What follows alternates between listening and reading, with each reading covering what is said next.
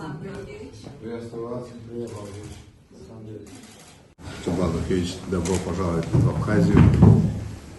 Наше взаимодействие с братской Чечней носит многоплановый характер. Ваш приезд тому свидетельство.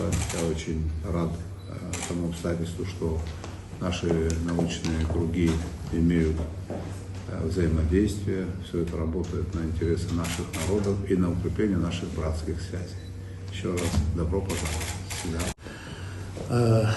Я в Абхазию езжу аккурат с 1991 года, и это, пожалуй, одно из тех самых сакральных мест, когда я не чувствую себя в гостях, когда чувствую общность с прекрасным народом Абхазии, многонациональным народом Абхазии, который всегда радушно принимал и сегодня продолжает принимать с особой теплотой делегации из Чеченской Республики.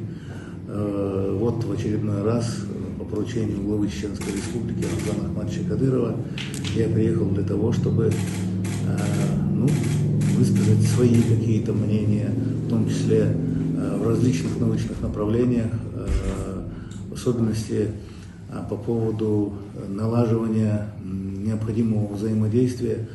Руководителю республики, человеку, который относительно за короткий период смог изменить очень многое в Чечне, которую мы очень любим.